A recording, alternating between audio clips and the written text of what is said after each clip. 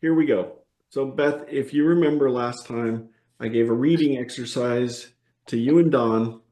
We're gonna recreate this, and I really feel like you guys are gonna nail it this time. I think you got it. Okay. I'm not Benefit. sure we nailed it last time, I know, but that was just a but we'll dry. try. Here we are, right? That was dress rehearsal. This is the big performance. Right. Okay, I mean, could I put any more pressure on you? you could, It was a lot. but it wouldn't do any good. All right, so just to recap, so story time with Tom becomes story time with Beth Mhm. and Don. Right. So, We got this. We got this, girl. all right, you got this. Don, you're gonna read the blue sections. Beth, you're gonna read the red sections. Is this Okay. what last time? Okay. This Here we is go. it. All right. I'm Blue Boy. All right. One Here we summer, go. the recreation staff was sealing the gym floor. They experienced a major unexpected problem in some way requiring some outside of the box thinking. Beth Markell describes the process. First of all, the sand needed to be removed, which despite our best efforts felt impossible. After the bleachers are flipped back, which dumps even more sand, the entire gym floor is swept. The sand was hard to see and it always found its way in somehow. When someone came in one of the upper doors to observe the process, more sand would fall. It came out of gaps at the bottom of the doors and windows. Again, impossible. Okay, let's stop right there. This is so much better than last time. You guys are nailing it. We had a Nice job. pre-screening, yes. Yeah, this is so good. Don, where's this found in your book? Do you know what chapter? It would be the chapter that talks 5? about all of the staff departments and what they 7, needed to do to get the 5. summer the week before the opener. Like preseason, after preseason, there was 1 week where the whole staff came and they Yeah. called it free week. And these are the things like the last minute things that needed to be done. So I don't know the Because basketball clinic that back then was the first week of well, first week of camp, wasn't it? that's hugely relevant here, yes, because yeah, the opening day coincided with basketball clinic's first day and all the pro players Right. that yes. All Very right. cool. All right, let's keep going. Okay then. We did the best we could, including placing chairs in front of the doors. People gave us the evil eye when they came to the door, but in that intense work mode, our response, at least in our heads, was "Be gone." That's 3 calls. Oh, I nailed that. It was a nightmare. Strangely, one end of the gym dried well, but the other end would not dry at all. While mopping, big dust bunnies were dropping on us from the rafters. Ugh, we thought. Who breathed? It was time to call into varsity, so Jerry Bird was summoned to the scene. Something was needed to accelerate the drying process. Big box fans were out of the question because they would suck in more sand from outside and spew it back onto the floor. Finally, Jerry and Beth had a light bulb moment. A runner was sent to Girls Park to proclaim. Hear ye, hear ye. At this hour, your hair dryers are requested at the Royal Gymnasium for special duty. As each hairdryer was delivered, Jerry hooked them up to every available extension cord. He drew electricity from gym bathrooms and nearby buildings, including the men's staff cabin, the miniature golf shack, and even guest accommodations, the Dakotas. Resourceful indeed, but as is usual in these circumstances, a new problem arose as circuit breakers began blowing. Jerry found himself chasing a spaghetti factory of extension cords to their sources and clicking the breakers back on. Head basketball clinic counselor Pete Caruso, who would normally be greeting and holding meetings with the staff on the eve of camp, was called in by Norm to monitor the situation. When Pete asked Beth how he could help, she sighed and replied, only half kiddingly, You could grab a hair dryer. when Norm informed Dad of the problem, he paid a visit to the gym. After endorsing Jerry's unorthodox drying methods, he left them with, get her done, I know you will. No pressure. It's safe to say that Dad was far more concerned than he let on. The timing of this job was critically important, as the next day, Saturday, was both the camp's opening day and the start of the basketball clinic. While some games, weather permitting, were played on outdoor courts, the main gym was command central for all instructions and drills. Naturally, every effort was made to prevent campers or staffers from being injured. However, it would be understandably problematic if Norm had to explain to the Dallas Mavericks organization and its fan base that one of their star players had undergone season-ending knee surgery because of an improperly sealed gym floor at his clinic. Interestingly, Beth knew Norm from outside of camp. I feel like she should be reading this part, but I see that she's being referenced as, never mind. Before moving to Dallas to run the Mavericks, Norm was a general manager of the NBA's Buffalo Braves. In Buffalo, he and his wife Carol attended Orchard Park Wesleyan Church, where Beth's father, Reverend Paul Markell, what a great man, was the pastor.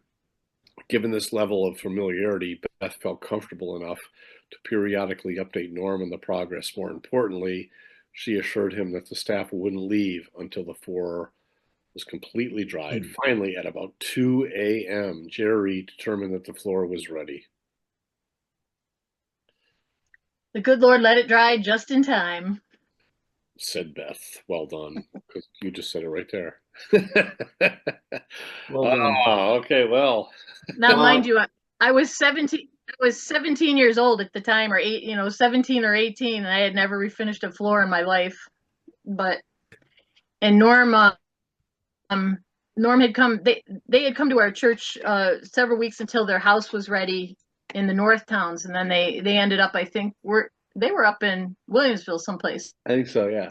Yeah. Well, Weren't they? Beth, you were only 17, but common sense is not something you gain through experience. You either have it or you don't. I'll give you that.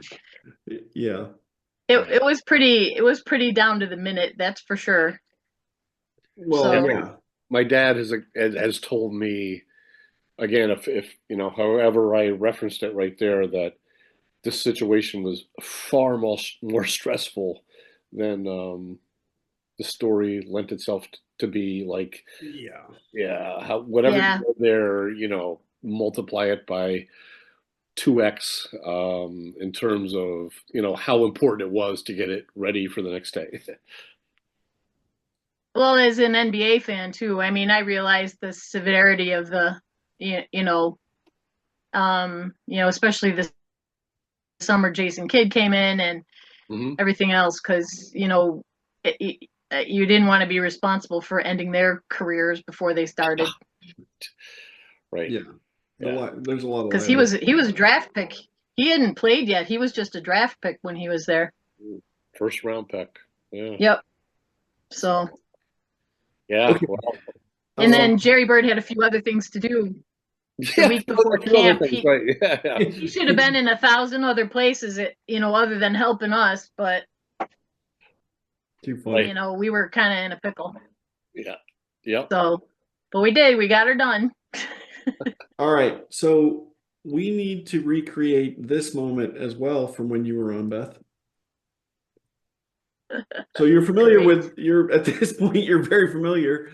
Let's jump into some of the questions here. We'll let you pick and choose the ones you want to cover. Let's see. I had picked one before. Actually, I'll tell my favorite camp story. That was on there, wasn't it? Or did you change the questions? The question, I think I might have grabbed a different slide for this one, but yeah, you can tell your favorite camp story too, or the one that you repeat the most. It has to do both with the gym and with your dad. Question one. Yeah. You could exclude what's your favorite Billy Joel album? Oh no, that was Punk's. That's not, I like them all. Okay, if I grab that one, that'd be bad.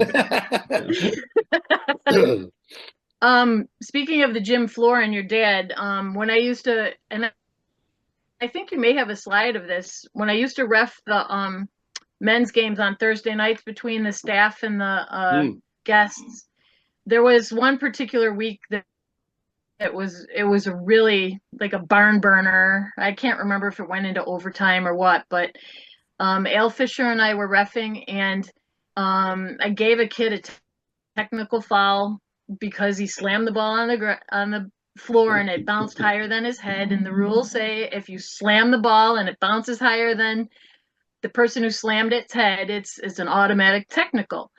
So I called it, and I think the guests lost by the one technical foul shot. So after the game, I was approached by an older gentleman, and he was livid and just furious. And he clocked me with a closed fist right across my face. Seriously? Caught my cheekbone. Oh yeah. He clocked me right across the face, told me it was the worst ref game he had ever seen, and that technical foul caused the guests to lose the game, etc. So I grabbed my gym bag or whatever, and I ran up. I think I was staying in it was in Girls Park, so just kind of ran through the sea. If you remember when the game got out, it was just a sea of people heading to the teepee. And I just kind of dodged my way through the crowd and made it back to my room. And so I was like, what was that? What was that all about? And it wasn't a guy I had ever really seen around camp. So in about 10 minutes, I get a little knock on my door, and I'm like, come in. And I heard the voice say, man on the floor. And I said, come on in, it's all good. And it was your dad, Don. And he came in and he goes, how you doing? And I said, I'm doing. And he goes, I saw what happened. Guess he saw the guy clock me. Good. And he goes, I want to know how's your face. And I said, well, I got a nice little mark there, but I'll be fine. And he goes, well, I want you to know that I chased him down, and it'll never happen again, or something like that. And for a very split second, I wondered if he was tied to an anchor at the bottom of Lake Pleasant when he kind of said it'll never happen again. Wow. But of course they knew better. But he sent me over to the infirmary to have the nurse look at my cheek, because it was pretty swollen at the time. I ended up with a black eye. But so that's one of my camp stories that has to do. What are the odds that your dad would have seen it happen? Actually, I think those odds are pretty good, because I think he had a sixth sense for that. But yeah. I am floored by that story. I cannot picture somebody hitting the ref over a game. This is a game. I think I think your dad had said it was a guy that comes in from town, and I think he may have been drinking, because I could smell the alcohol on him. And okay. I think your dad mentioned that he wasn't a guest, so that I wouldn't run into him the rest of the week, that he only comes in for the games on Thursday nights or something. Yeah. Or used to come in for the games. Hated the camp staff. He used to come in, yes.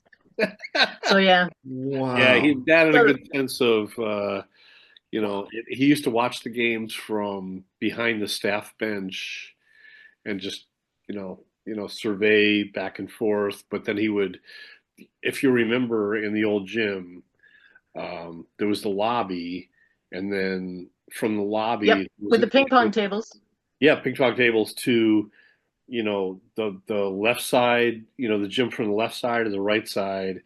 The right side would have been the staff, the guest, and he would have kind of go back and forth between there. And he understood that things got heated, but they were not supposed to get that heated.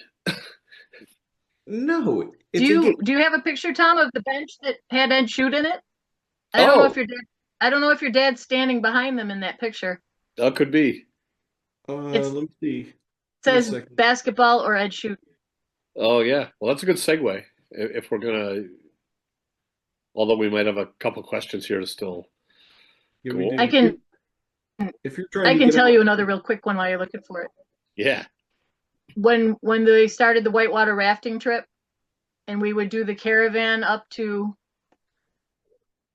Lake Luzerne or wherever they were putting in for whitewater rafting, we had like 30 cars this one day, because it was very new to when we first started doing whitewater rafting. And my sister was in the car behind me flashing her lights, and they were waving their hands out, and I was driving the camp van. And I'm like, how can I pull over 20 or 30 cars on the way up the hill? So I finally did, because they were so insistent. They were beeping the horn, and I wasn't in the camp van. I almost messed up the story. I was in my car, and my sister goes, "There's lunches and cans of pop flying out of your trunk." What? And I said, "What do you mean?" And then I realized, I opened the trunk, and it was a 1972 Ford Torino that my grandfather had given me, and it had rusted through, and the camp bag lunches and the sodas had started falling through the hole in my trunk, and they were dodging them. They were dodging them behind me. Oh, that's crazy. That's funny. So the staff that went along that day was really good, and they, didn't eat. And then I had the whitewater rafting people call ahead to tell them that the staff didn't get their bag lunches, and I would explain later when I got. So they had some stuff. They had some stuff waiting for us when we got back. Yeah. But so that was my Well, they had an opportunity. They were story supposed to catch them as they came at them like hot. Like they were. I know. Didn't you catch your lunch? That's part of the experience. Was that a picture that you sent us in email today? Yeah, it would have been in it says ref in the title, or basketball, b-ball. And one of them says Ed Shoot, because he's on the bench, and I didn't know if your dad was behind him in the bench. Okay. I thought I saw that one. There were, I think, 3 emails or 3 or 4 I got, and then I saw Bethy sent a follow-up email. Hopefully I got them all. But yeah, because it was in the fun folder. Yeah, do another question. Let's see. Oh, I had several camp jobs. Let's see. I'll do number 5. Yeah. My first job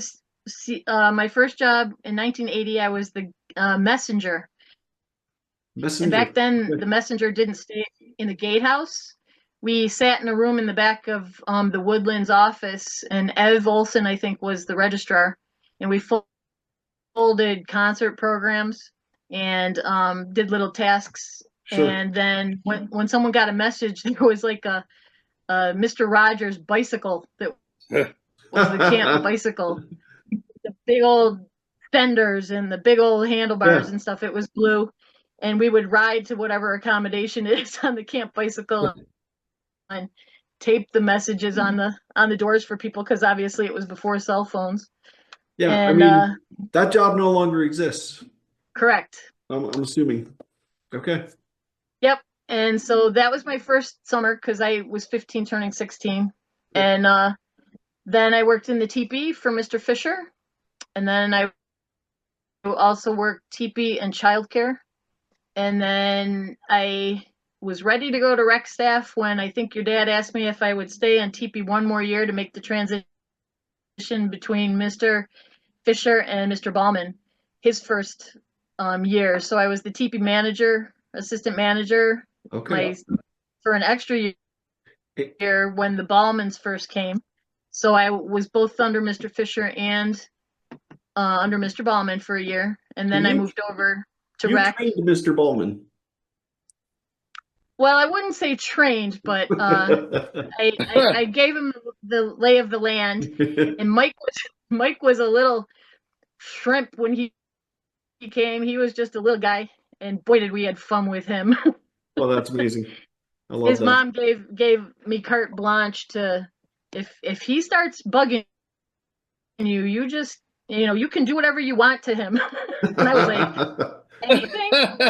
And Mike will tell you the story. I used to hold him by the ankles over a garbage can when he was being a little weasel. And I'd say, are you sure? Are you sure you don't want me to drop you in? And he's like, no, I'll never do it again. That's just amazing. You should have found those pictures. I just sent them to you, Tom. I think I got them here. Yeah, this exactly what Beth is talking about right now. This is perfect timing. I meant that. There we go. But at Mrs. Ballman's funeral, Mike was oddly hugging me after the funeral at the luncheon. And I said, well, I love you too, Mike, but you're hugging me a little tight. What's going on, dude? And he goes, well, the walk-in freezer is about 6 feet away, and I'm debating whether to pay you back for all the times you held my feet over the garbage can. Oh, that's so So good. It was an since he opportunity. was wearing his collar, for his mom's That's funeral, right. Yeah, he wore a special because she gave it to him. outfit, He the decided collar. it wouldn't be a good look to throw me into the walk-in freezer. Yeah, even if he was emotionally, fragile, yeah, there was no excuse. That's funny you repeat Yeah, it. no, Yeah, I see those pictures now that was one that I missed that is en route to that's town. okay. He was a fun kid, and he was fun to play with, shall we say. He was a great toy. Yeah, Mike, it was interesting for him because like he was so much younger than the rest of the staff that kind of took him under their wing. Uh, Yep. and so he was always ahead of the curve intellectually. Like he was really smart, so he got Yeah. what older staff were saying, and like even just right there, the joke, and he would remember stuff that. Oh, he was a ton of fun. It, you know, and I'm glad he didn't take it as an adult. Like we were really picking on him, because we loved him so much. He was fun to play with, actually. That's Yeah, amazing. yeah. So So it was cool to see, like, he was part of the group that came back there at Earl's house yep. to be part of that. But I think I know he really appreciated the fact that we went to his mom and dad's Yeah. funeral. And, um, Yeah, I'm glad we didn't miss it. right. You said it was like in the last episode, which was supposed to be after this, but hey, things work out for a good reason. But that they were material, they were relevant into kind of our reconnection for everything that happened. So Yeah. I agree with you totally. They were, it was a ugly March day in Utica, but the reconnection was a beautiful thing. Yeah, it was, and John Baldwin was there too, Yep. and Earl, And and Jimmy and I, Oh, and yeah. Earl.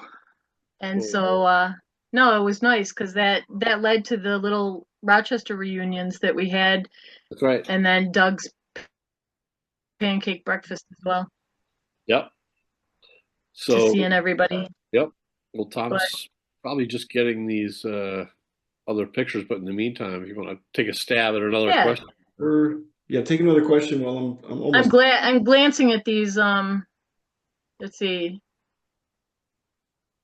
I still after reading, well, I didn't read your book because Jimmy and I listened to it on the way to a wedding, on the Kindle, so that we could hear it at the same time, which was really, really fun. And we laughed, and then we would laugh at you, Don, because periodically we'd get a call from you saying, "How far are you?" I couldn't help it. I That's couldn't help it. amazing. Listen, And we were like, on our trip or in the book? well, but here's Because the crazy thing about it. Like I'm looking at the two people here on the right of the screen, and now include Jim, that were the first to read it or hear it before it came out. Before it even came out, oh, yeah. right. Yeah. Well, so Tom, I sent Yes. the PDF. Oh no, I don't. However we did it, like you were the first to get it and then Beth and Jim, it came out, and then Jim found a way, and I think he called Tom to figure out how to Yeah. have it Yeah, listen to AI it. translated into listening to it. And so it was before it even came out. So I was dying to just get some feedback from people that were so integral in all of it. And you didn't disappoint me. It was We were kind of bummed, because it would have been fun to like FaceTime you while we were listening to it, because there were parts where we rewound and listened to it again, because we were laughing too I would have hard to done hear all the words. To hear the I would words. have done it with you if you found a way. Some of the stories, we started laughing, and then it was like, wait, what did he say at the end? So we have These to questions, rewind it Tom. to listen to it again. Oh, that was wow. That was I love thinking back to that time where the anticipation of it coming out. But for like the two of you especially to just put it in front of you and just get your feedback. But Oh, looking at the it was, question, yeah. we had so Tom, much fun, so much fun reading it. One of my favorite stories is still the one with you and Tracy in the back of the pickup truck on the way to Florida, bouncing the ball back and forth, and you popping it through the window, just in case anybody wonders, we're okay back here. It that was was one of like, Claire's favorite parts too. She's it like, was like everything that I could so picture it. Like, and I'm thinking, oh my gosh, for all those hours, just bouncing the ball yeah, back and forth. Yeah. But that was kind of like you and Tracy, okay, well, if we're going to be in yeah. this car, might as well do something back It was here. a little like a tennis ball was like a pinky, and there were times when it went through, and Mom like grabbed it, and she's like, "Okay, time out for the ball. Like you're done for another couple states." Because we Right, can't because it close was the window making or you'll have noise. no oxygen. Right, exactly. Well, I guess and to make it a heavy problem, like if it like somehow found its way underneath the brake pedal or Yeah. like, but anyway, she's like, "Yeah, I hope your bladder's It doing was a choice between the fine." ball being under the brake pedal Yeah. or you getting oxygen by, no oxygen by closing off the window. No, she's like, "You're done till Georgia." So, That's so funny. so Tom, I'm looking at these pictures. Like number nine's not too heavy. Well, I'm gonna see if I add number 9. Yeah, What are you looking at? the questions here. Oh, Oh, number 9. Yeah. Yeah, you know what? We can be deep. There's nothing wrong with Nothing being wrong with serious. Yeah. I mean, oh, to answer number 9, the question number 9? I love that number 9 follows number 8, right? it. Exactly. You're just like a roller coaster. Right? Oh, good call. I'll tell you what gives me purpose in life is I like bringing the light of Christ to marginalized people is my first job out of college. I worked at Hillside Children's Center with emotionally disturbed children, Mm. and I will tell you that they most of them had grown up in darkness and significant abuse and different things like that, and as they were aging out and different things, they just kind of became marginalized, and different folks that would haven't really darkened the door of a church or anything like that. And being a preacher's kid, Yeah.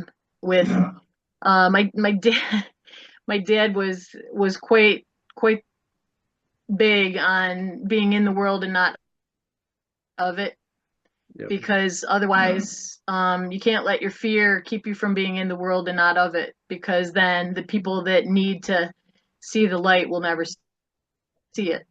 And he was pretty big on that, and we had all kinds of friends, not church going friends, and not Mm. some out there, and yet these were the kind of kids that my dad would encourage us to really be friend if they didn't have friends and different things like that. And some of them were out there, but it's funny with Facebook and different things like that, because I've gotten some very sweet messages, from people that, you were always so kind to me on the bus. And I honestly, I was like, did you ride my bus? It's Right. it when it just kind of, I feel like he had just sort of made it second nature to us to treat, Yeah. You're just being you. all people. And so that it gives me purpose in life when people can see the light in the darkness in their own.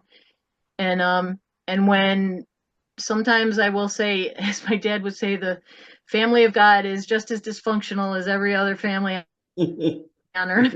So true. And that, sometimes we have to realize that we're not always the best examples of what would Jesus do, even though we think we are. And so it's it's amazing when you have people that have been sort of distanced by church-going folk. Yeah. When you can connect with them on a different level, and they're so shocked, it's kind of,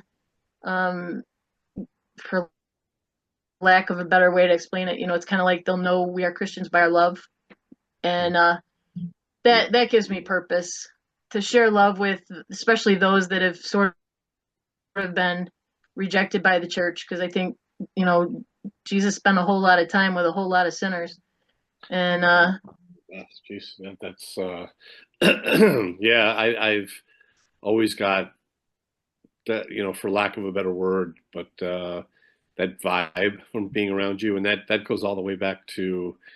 It's funny you mentioned, playing volleyball at camp at 10:30 after chapel on the pavement there. What's now a parking lot. hot pavement. Yeah, but it's Yep. like, there was no set rules, so to speak. I mean, I remember playing games like to 11 or 15 or whatever a volleyball game was supposed to be played to, but for some reason I remember, and I don't know if it was your part of your official duties, with rec staff, or whether you were at the time in the teepee. I don't think it mattered, but your nature was like when new people came in, like, hey, join the game, let's have fun.